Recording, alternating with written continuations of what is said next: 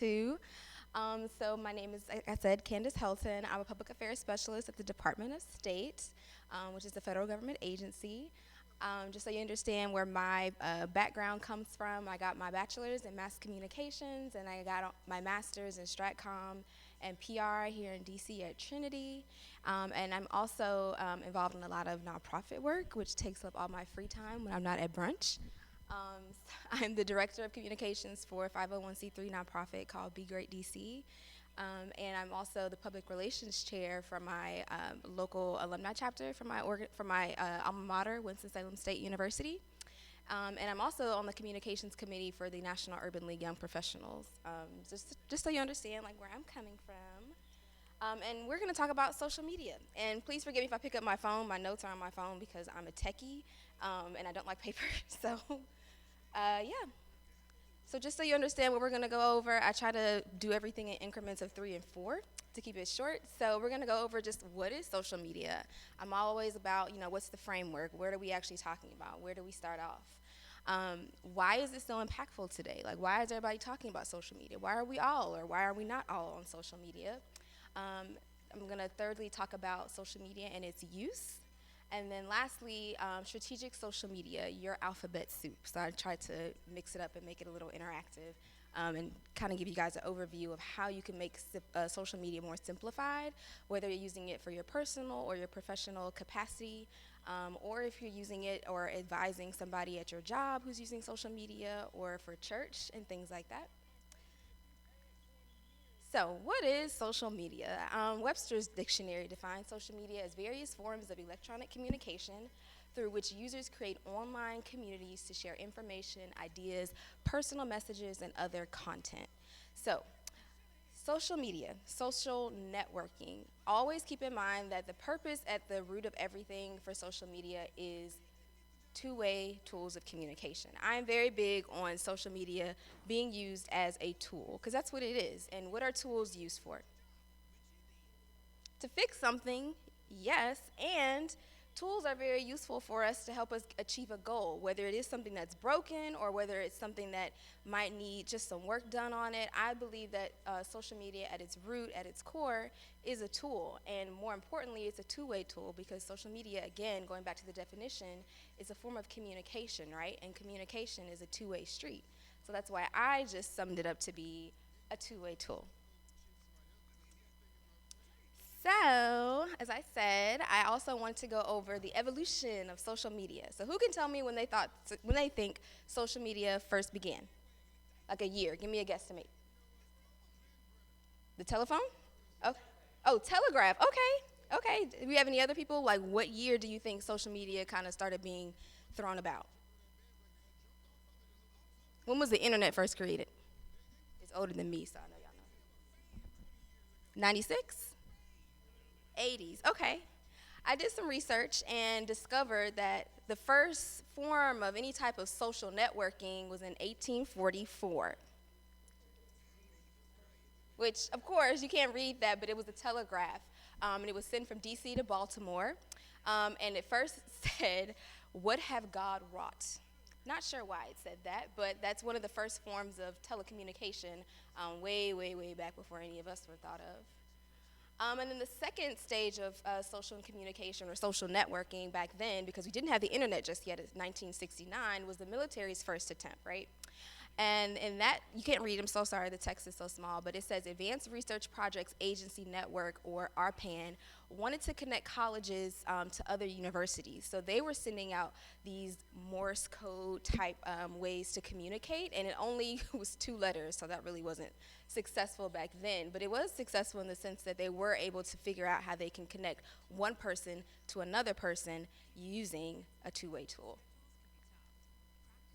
Okay, now we're having fun because now the internet is born, because the internet came about in 1978 or 79, I cannot recall, forgive me for that. But the very first social network was a network called 6 Degrees, and 6 Degrees spanned over 1 million people together online, and it was a way for people to create user profiles to connect to one person to the other.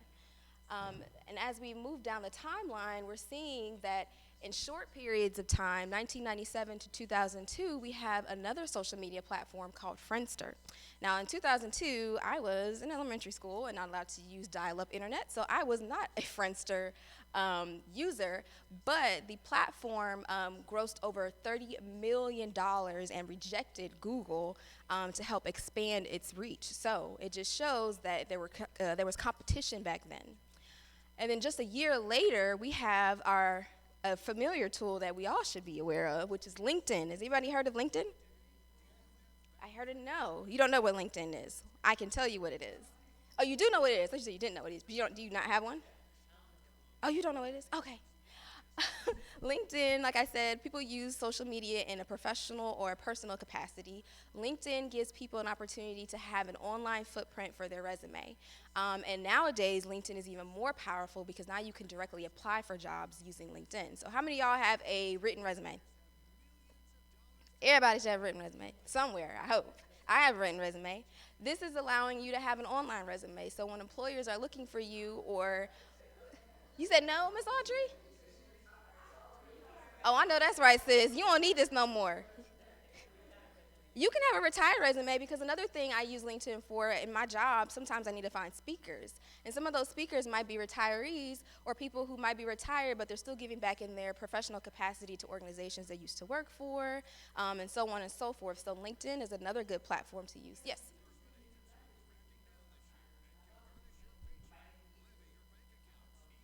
To their network? Yes, yes. So the cool thing about LinkedIn is, like any other social media platform, you can search and Google people, and LinkedIn does that. So depending on your settings, the way my LinkedIn is set up, because as you just heard, my mama is in IT, and I'm very weary of hackers or people just knowing me. So my LinkedIn, should have shown you a screenshot. I have it so nobody can see my profile picture, nobody can see they know where I work, but they don't know my title. So it just says Candice Helton, U.S. Department of State, right? But when they want to invite me to their network, unless they have my email address, they cannot send me an invitation. So you're getting those because your settings are set up so that anybody can add you to their network, and you just have to click yes.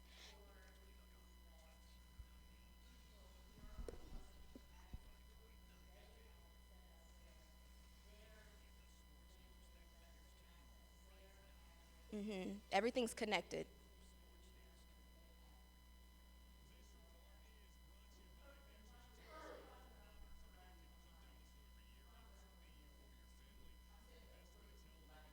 Oh, they want to just build their network. So the way the LinkedIn's algorithm, and algorithm is just a scientific techie term for the way that data is sorted on a timeline, in a system, on a server. The way that LinkedIn's algorithm works is that, say for instance, I'm connected to Miss Audrey on LinkedIn. I now have access to Miss Audrey's connections, in LinkedIn terminology, her followers, right? People that she is friends with on LinkedIn. So to her point, it could be that whoever you are connected with on LinkedIn, you might be popping up on somebody's, like say they just log in to the platform, you could be popping up as people you may know, people you may want to know, just based off of the second or third affiliation you have with that person. Oh, what's the advantage? Some people just like being connected to whomever. If depending on what they can see on your profile, they might want to know where you work. We just had the cybersecurity. They might want to know more about you, to be nosy. I mean, that's why I have it set up. So unless you have my email address, you cannot add me on your LinkedIn, because why do you want to be in my network? What's the benefit? And you better make it a good benefit if you need my email address asking to connect with me on there. So there are a lot of different advantages and disadvantages to connecting with somebody on a LinkedIn profile. I take LinkedIn very seriously. If you connect with me on LinkedIn, it's because you want a beneficial professional relationship with me.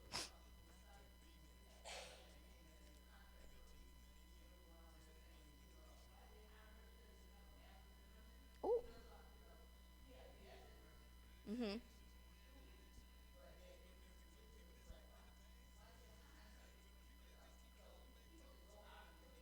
Mhm. Right, exactly, exactly. That's one of the benefits of having a LinkedIn, is because all of my information that you saw on my first slide is on my LinkedIn, because I want my professional networks or people who might be interested in Candice professionally. What is it about her? Like, why is she a good candidate for this job, or why is she a good candidate for multiple other things? So now we're still into the early 2000s.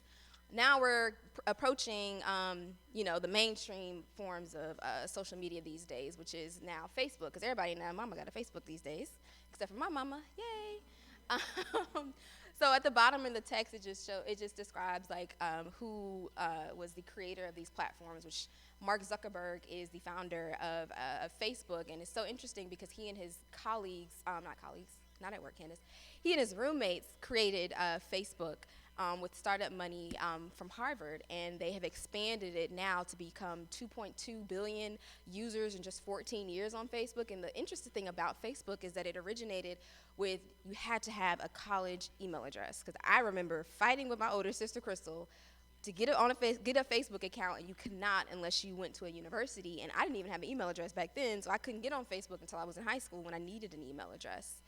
But you can see the short gaps in time, right? You have 2002, 03, 04.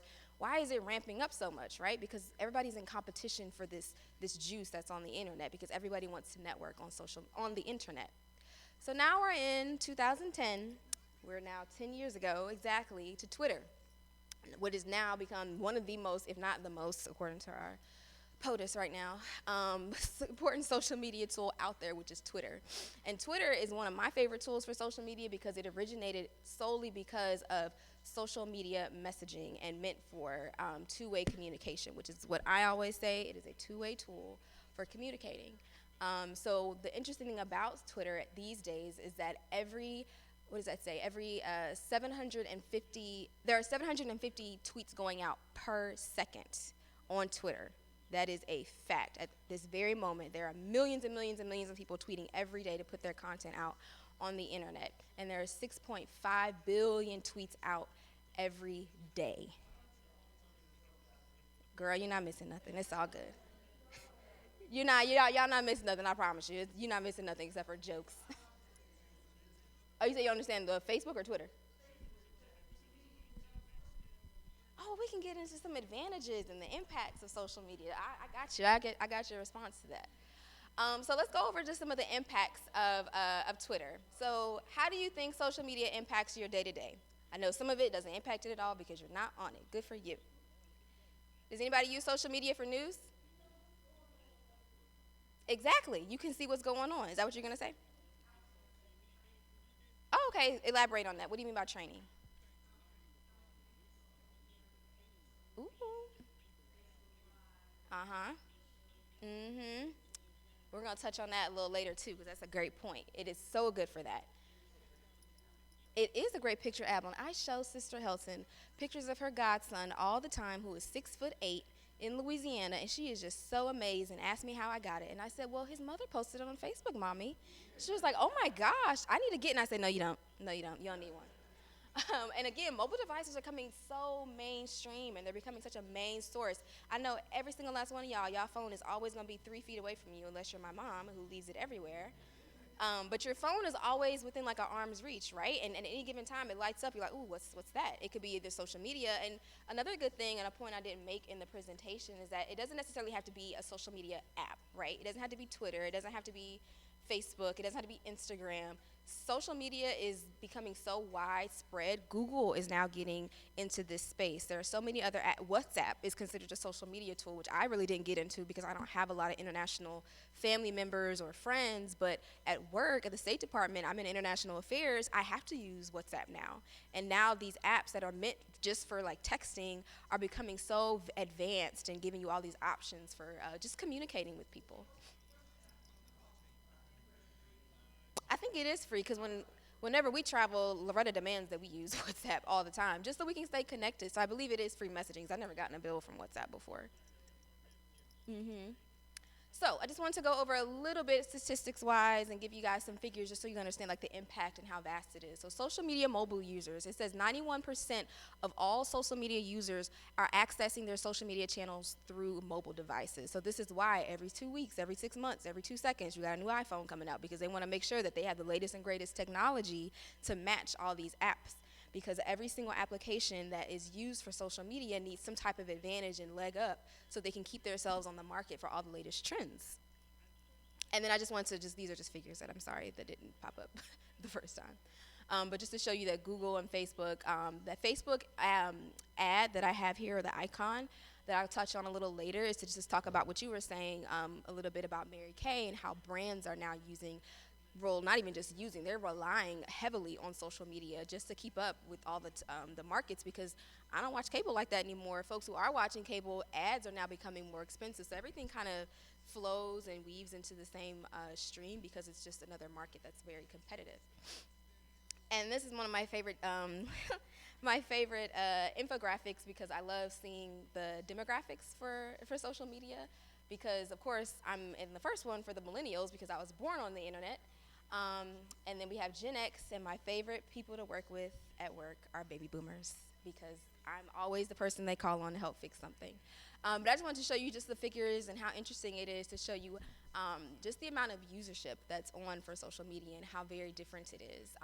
I thought it was interesting that it also didn't give genders on here, but that kind of falls into another labyrinth that we don't need to get into. But just going off of age demographics is very important, because whenever you're talking about social media and you're putting together content, which I'll touch on in a second, you need to know this before you move any further. You need to know who you're talking to, what age group they fall into, because that might impact how they're going to interpret your content when it's time to post something.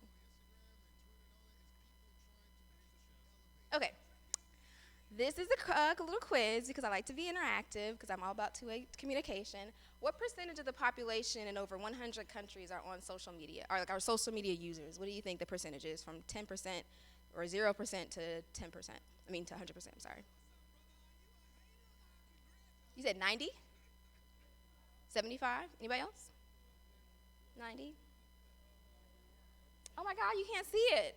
It's 70. You really can't see it. How did I do that? I'm sorry. It's 70. You said 75. 70% of the population and over. Oh, you can see it in the background. I'm sorry. It says 70% of. I'm sorry. My technology failed me. But it is 70%. And over 100 countries are social media users, which is crazy. That means out of every 10 people, 7 of those folks are active social media users. And we kind of did a little mini experiment here, because I think about 3 of you guys aren't on social media, Loretta included. Exactly, I learned that on the job as well, because I can't use Facebook in Cameroon, because they don't use Facebook there, or they block certain social media applications in their countries. Okay, so I want to touch on some of the advantages and disadvantages of social media. So, who can think of some of the advantages you would say? I think we kind of named some of them earlier, of why it is kind of good to have a social media presence. In my opinion, I think it can be helpful. You can connect to the community. Nowadays, when you think about an organization or somebody tells you about something cool, what's the first thing you do? You pull up your phone in some capacity, right? You're going to go to Google. Google's an app.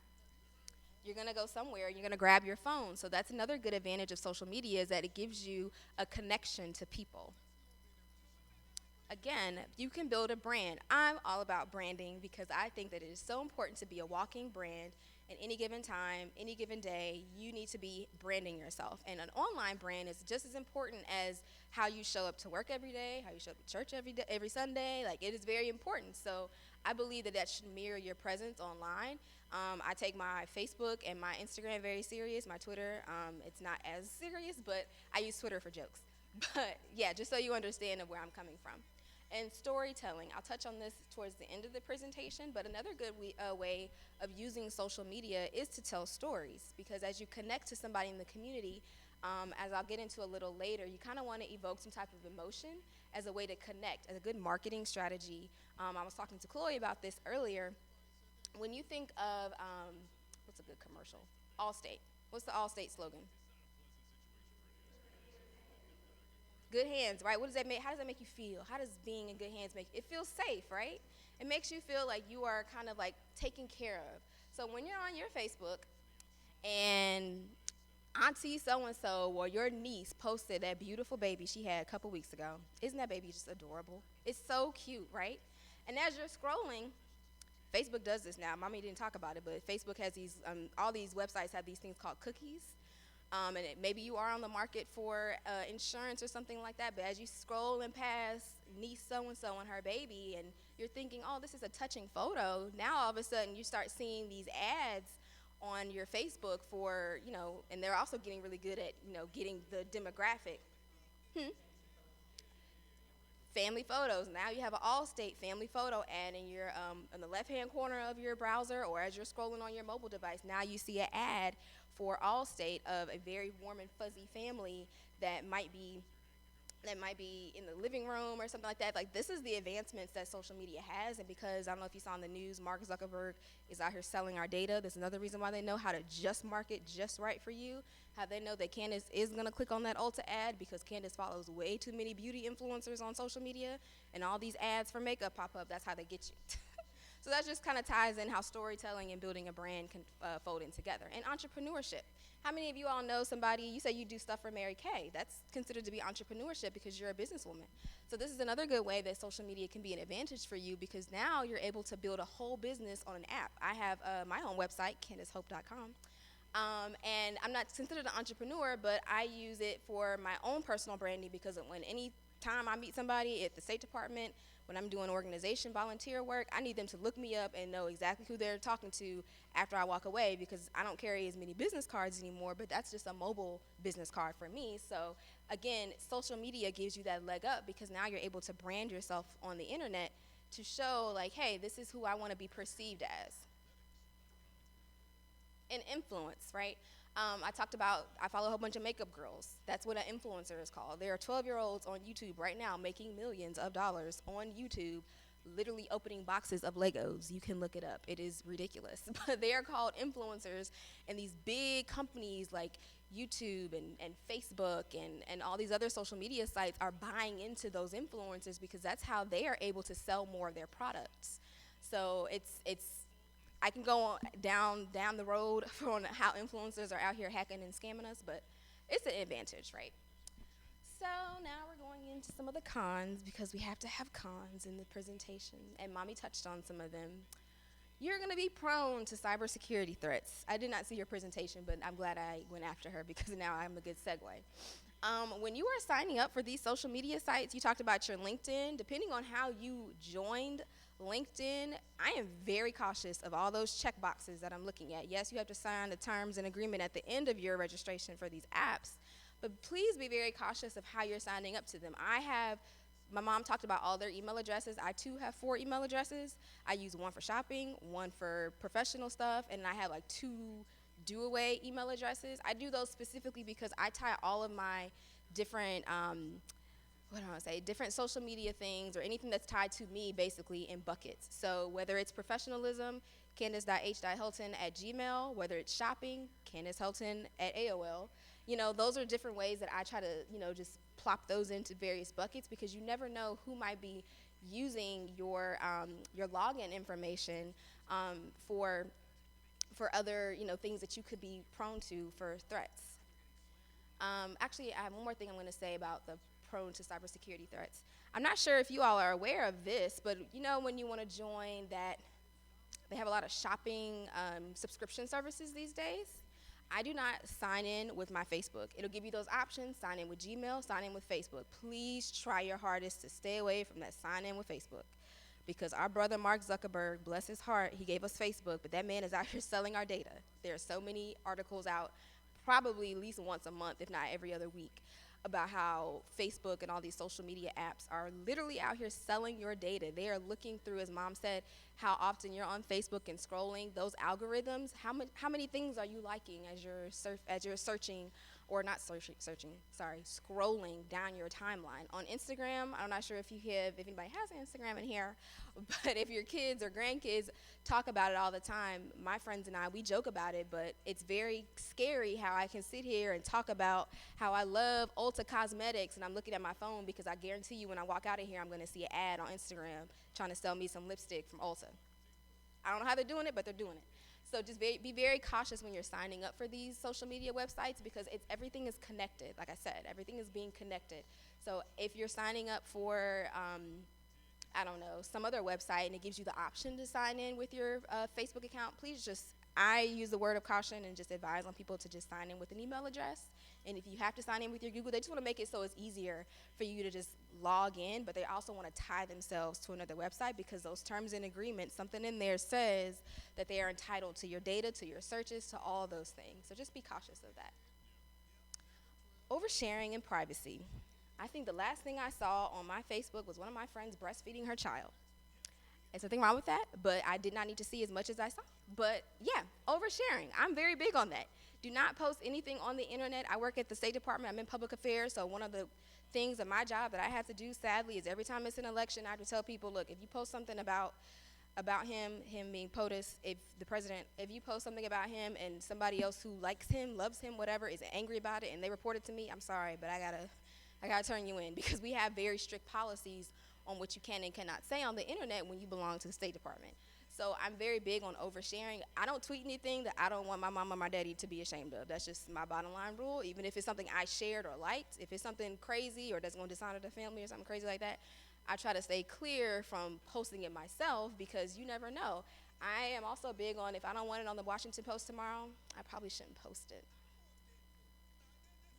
Mental health and comparison. Who knows what FOMO means? It's a millennial term.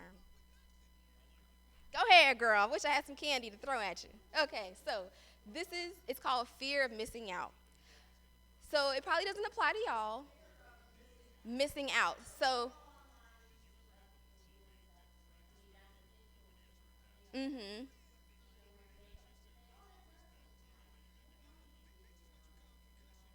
Yeah, it's basically like I meant to put the song in here by Jonathan McReynolds.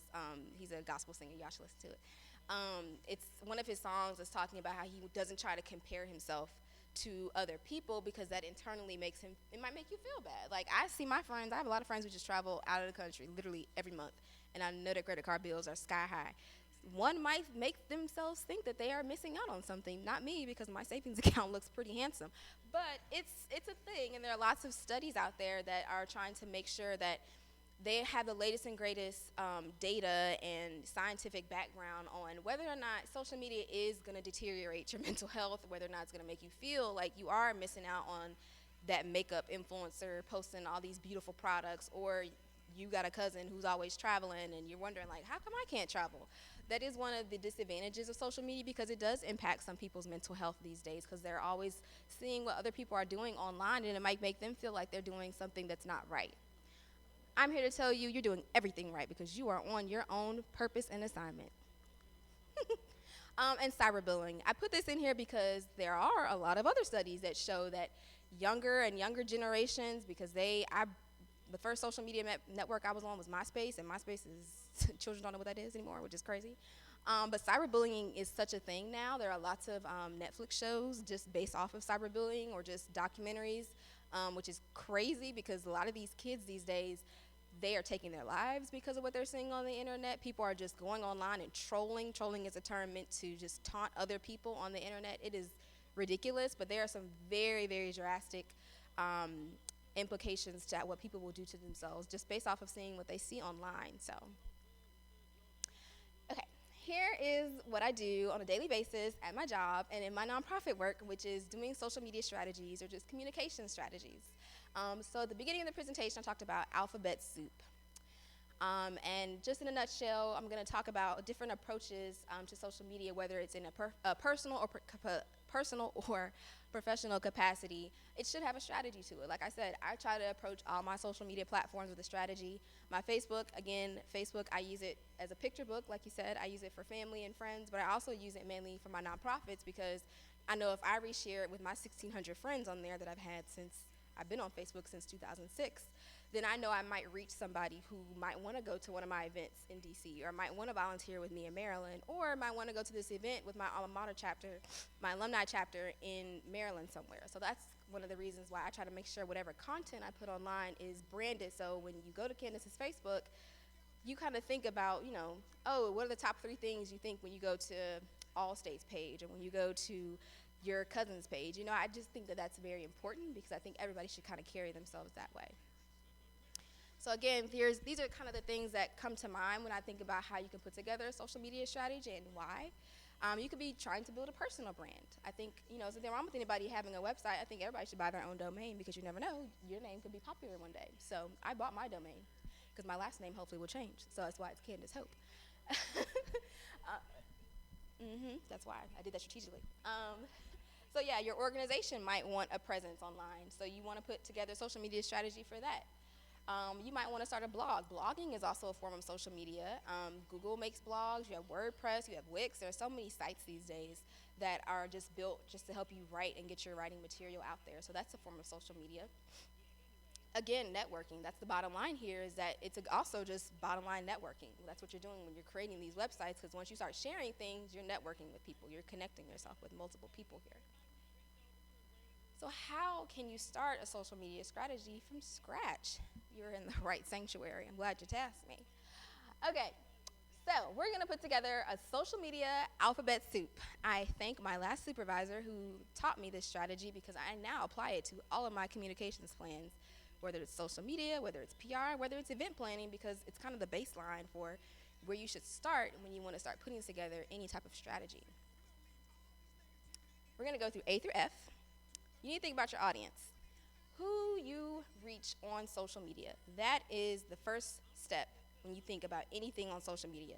I'm not going to put something on the internet if I don't know who I'm talking to. That's pointless.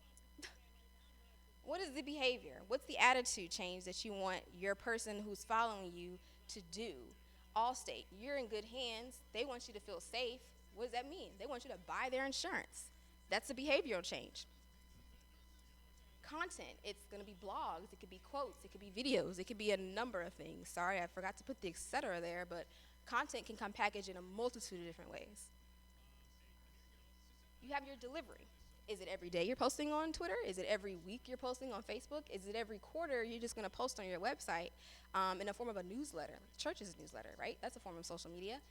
And what platform? How are you going to package that content and deliver it to your followers, to your users, to your subscribers?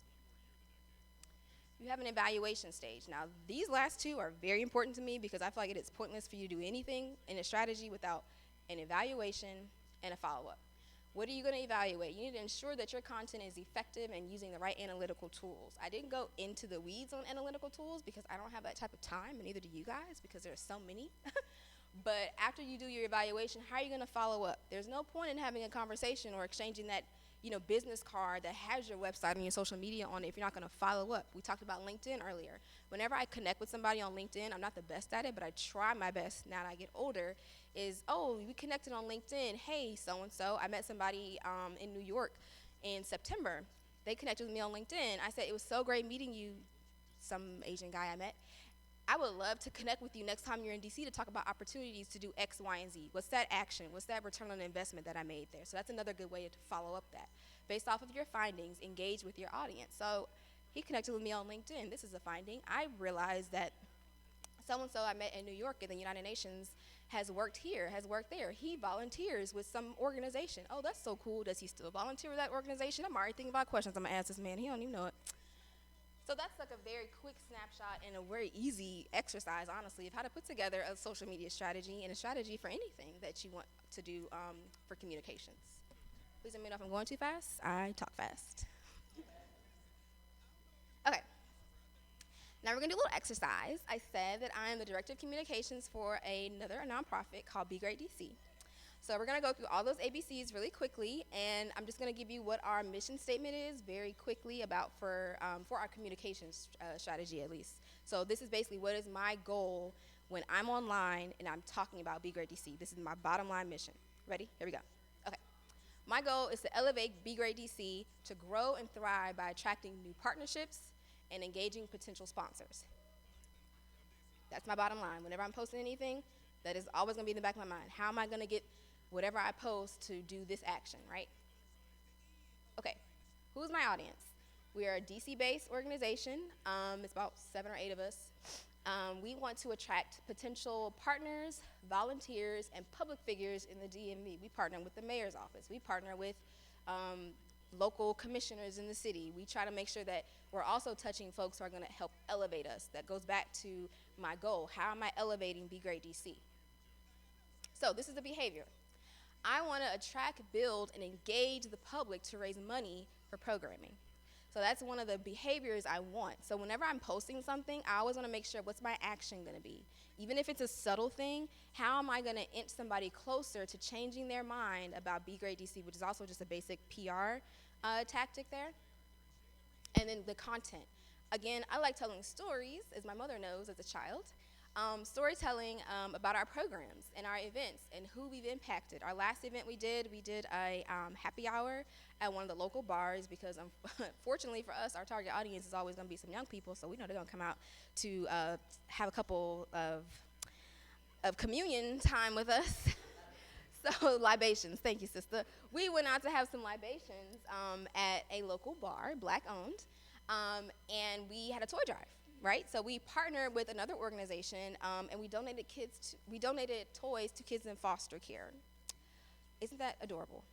Doesn't that make you feel so emotional? And we gave it to them physically, right?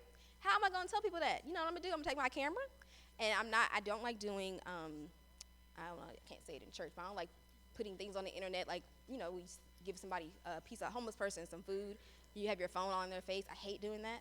So I try to do it subtly. So I'm like, I'm going to interview the kids. I'm going to ask the kids, how do you feel about Santa Claus? And how has this made you feel? Like, how does that make you feel, right? Because I want the person on the other side of that phone, on the other side of that laptop, to do what you guys just did and say, oh my God, look at what these young black people are doing in the community. That's what I'm trying to tell y'all. Okay, so the delivery, like I said, we're going to do daily posts online. We're mainly going through Instagram and Facebook, and I'll touch a little bit about how it's very important to choose your platform wisely because every social media platform is not going to do what you want it to do. An evaluation. Each month, I review our impressions, which is another technical term, which is basically says every time somebody engages with my content, did they repost it, did they share it, how long were they looking at it? Social media will tell me what all those things are. How many followers did we grow off of that one event after we had that happy hour? How many followers did we gain after that? Did our participation rate go up? Are we going to get more people at our next event because we had this event? That's another form of evaluation for social media. Did our bank account flourish after that event? I don't know because we asked them for toys, so that's the goal there. So another thing of follow-up, I'm also big about this because what did I say social media is at the end of the day? A two-way tool. So when somebody responds to something on our social media, I have 2 phones for work and 1 for personal. And I'm thinking about getting a 3rd one just for this because I have to respond to people. It's very important. It's very, very important. One of the reasons why I love Twitter is because all of these like food establishments to all these big companies basically are interacting with people on Twitter. It is crazy. Wendy's, how many know about that Popeye sandwich? Raise your hands. Y'all know about that Popeye sandwich. Y'all know about the Popeye sandwich? Okay, let me give y'all a little story just so I can show you the power of social media. I had to tell Pastor about this Popeye sandwich because it was just taking off on Twitter, you guys. Black Twitter is a hashtag, but it is a thing. It is a powerful thing because we on Twitter in the black community are making all these companies and organizations grow in revenue. So the Popeye sandwich came out, as you guys may have not known, a couple months ago.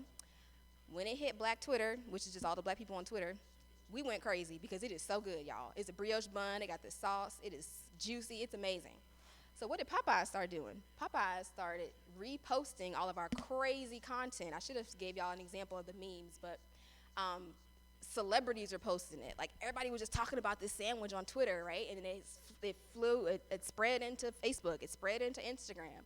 And now people are making YouTube videos about it. So that's just how powerful just something like that is. But the way these companies are banking off of these black people on the internet is that Popeyes, whoever is that social media manager on Popeyes, started tweeting Chick-fil-A, started tweeting Wendy's, started tweeting everybody who thought they was going to compete with this chicken sandwich. And when I tell y'all, we went crazy on Twitter because it was hilarious because what does that show us?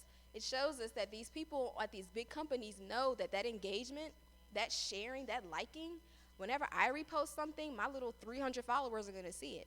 So the day that I think I tweeted Starbucks one day because I tried their new praline chestnut coffee. I had to tell them about it. I tweeted them. I said, y'all did something about this praline coffee. It's so good. Starbucks said, thank you so much, Candice. And y'all could have died. I could have died because they are the ones who, like the big company of Starbucks, actually reached out to me. I'm sure there's like 20 people running their Twitter account, but that type of engagement, that type of follow-up, that type of response, everybody on my timeline saw that Starbucks tweeted me. So that makes me a celebrity in my mind. So I'm going to continue to buy Starbucks. So just doing that type of response, so that's why going back to the original demonstration here, I always try my best to respond to anybody who likes us, anybody who talks about us, anybody who tags us on Twitter, Facebook, Instagram, anything, because I don't know where that next impression, where that next response will take our content. I could easily DM the president, the past president, the real president. I could easily DM Barack Obama on Twitter. And who's to say that Brother Obama is not going to respond to that DM? It is very impactful. You never know. Okay, I'm going to give you an example. Same organization, Be Great DC. This is our MLK Day of Service flyer with our other organization we're partnering with, which is Thursday Network, which is a part of the Greater Washington Urban League, which I'm a member. So we're partnering with them for their MLK Day of Service on January 20th. They already put the flyer together. This is the graphic that's already floating on the internet.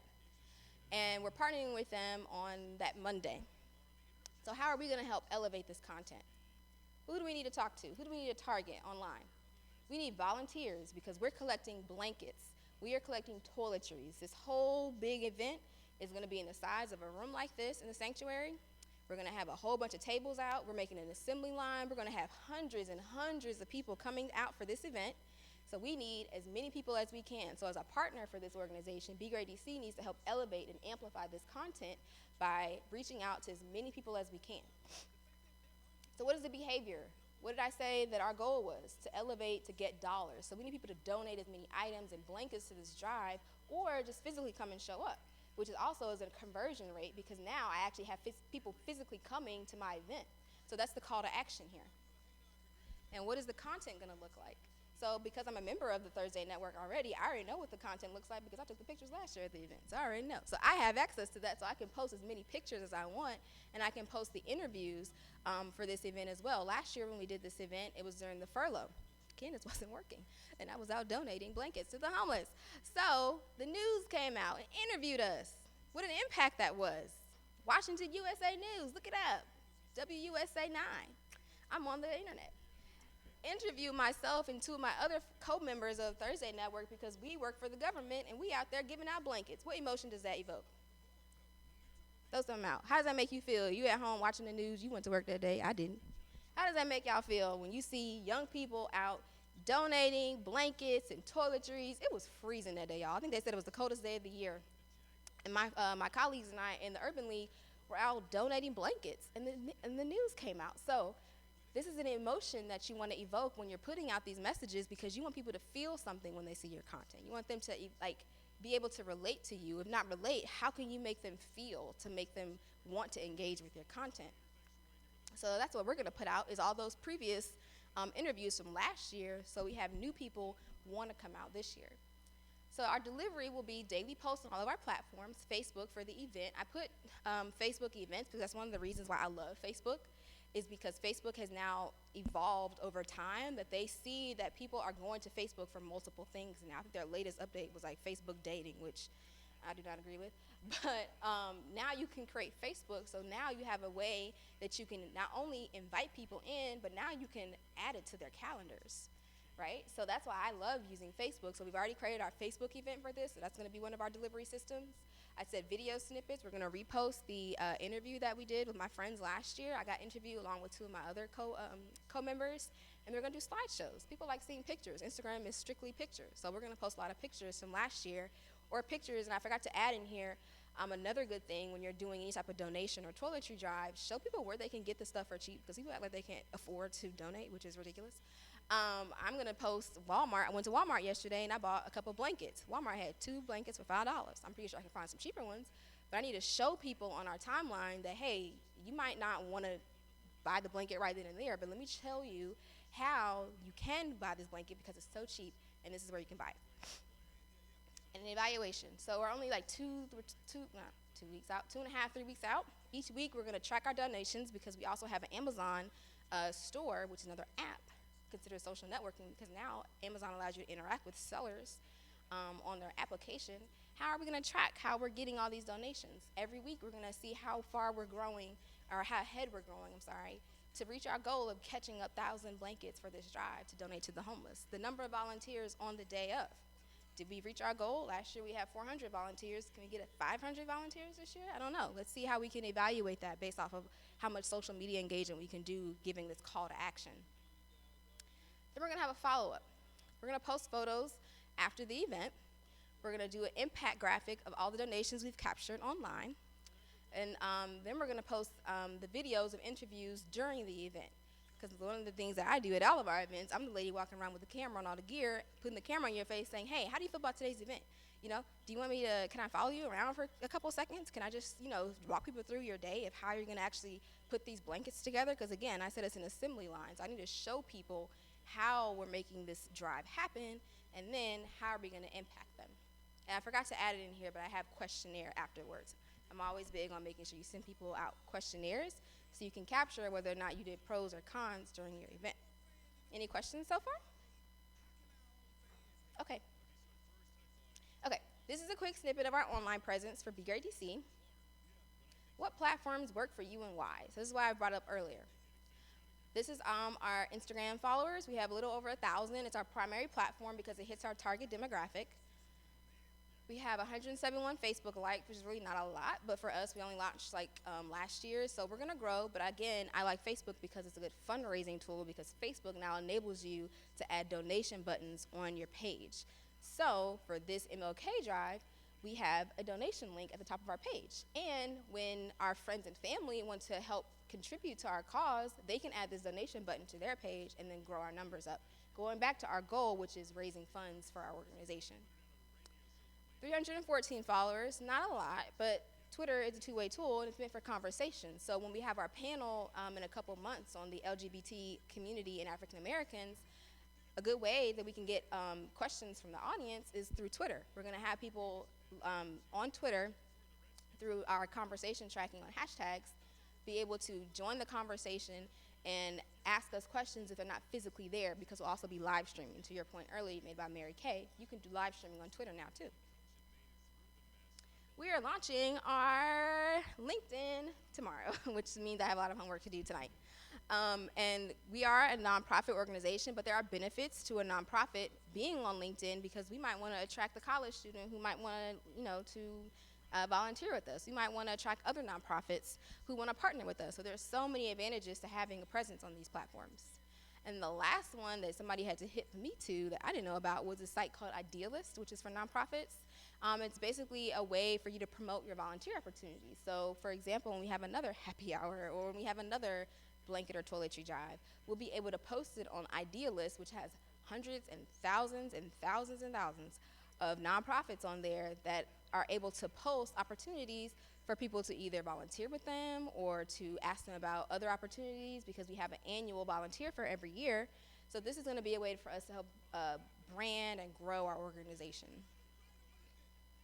So we're at the conclusion. So sorry. But here are our takeaways. Connectivity. Inevitably, this is what social media is all about: connecting you to people, connecting you to brands, connecting you to the world, honestly. That's just what what social media is all about.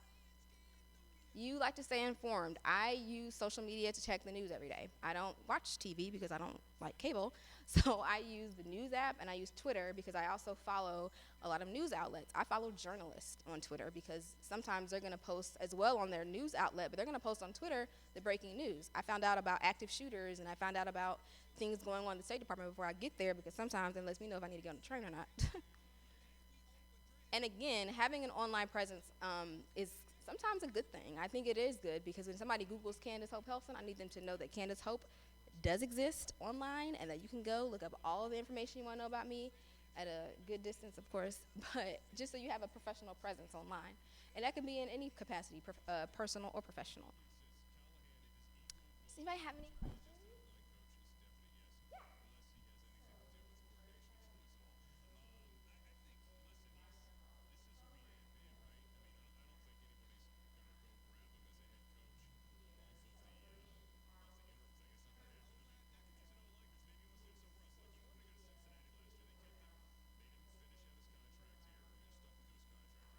That's a lovely question for your lovely pastor. He just walked out, but it is a goal of theirs. You heard the voice. Okay. It is a goal. I know from that to he knew it, yeah, because it's a good way. Because again, like I go to multiple churches, so it's like churches let you pay tithe on the app. Like I pay Israel on my PayPal. It's just easier that way. So I do think it is the way forward for Israel, and I think it in 2020. Oh, it's over.